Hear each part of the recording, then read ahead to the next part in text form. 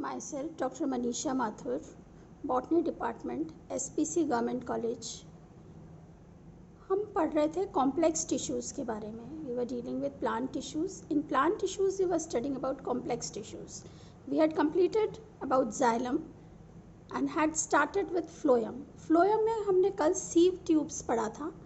आज हम पढ़ेंगे phloem का दूसरा एलिमेंट जो कि है companion cells.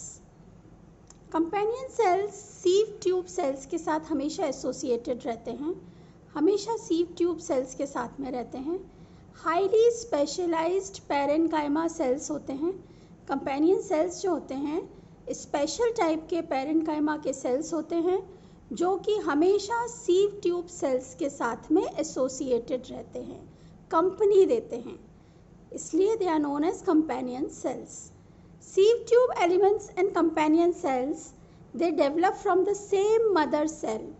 एक ही mother cell, this is the single mother cell which give rise to companion cell and sieve tube cell. Two cells are formed. तो एक cell तो बन जाता है, ये sieve tube cell, this is sieve tube cell, और ये side वाला companion cell.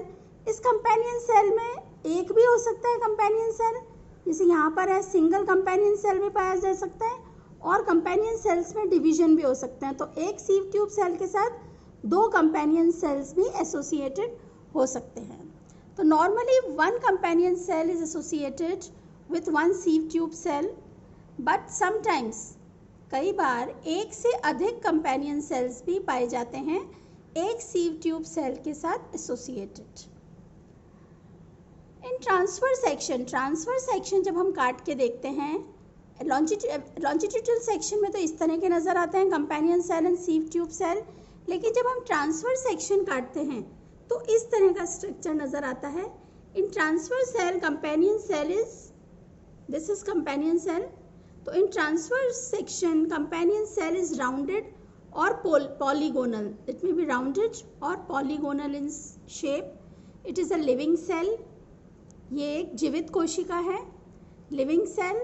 इसके अंदर डेंस ग्रैन्युलर साइटोप्लाज्म पाया जाता है. साइटोप्लाज्म सघन होता है, डेंस होता है, ग्रैन्युलर होता है और प्रोमिनेंट न्यूक्लियस पाई जाती हैं.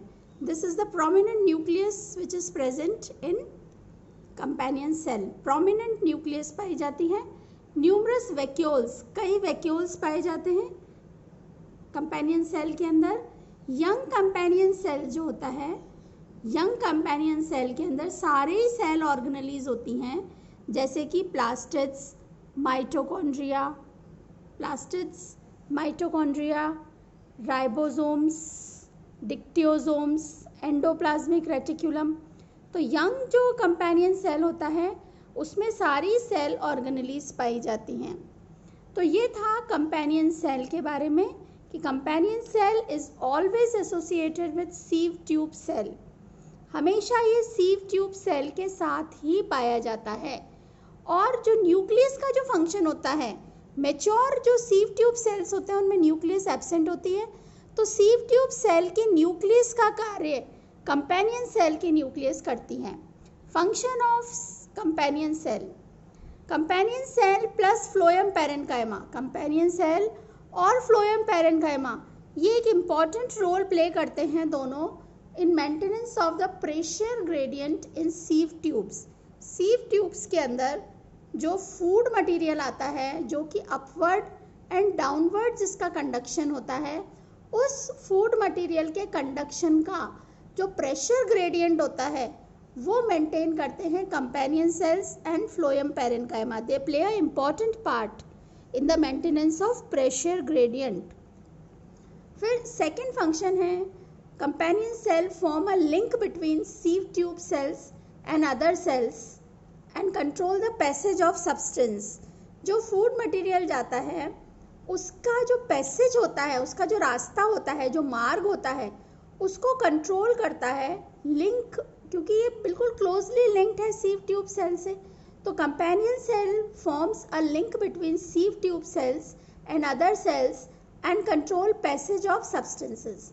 अब जो टेरिडोफाइट्स और जिम्नोस्पर्म्स होते हैं, in pteridophytes and gymnosperms companion cells are absent.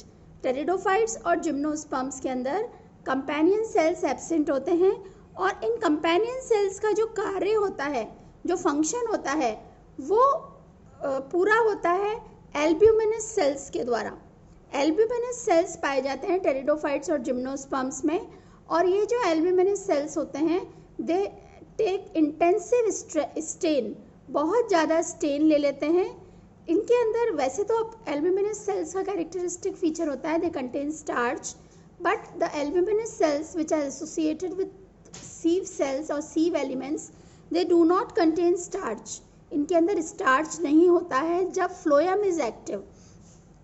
जब फ्लोएम एक्टिव रहता है तब इनके अंदर स्टार्च संबंधित कुछ कार्य नहीं होता है, starch is not present.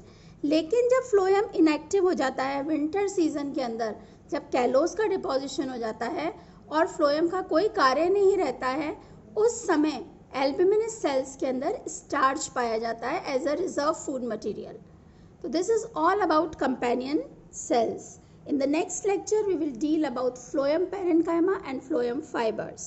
Okay, thank you.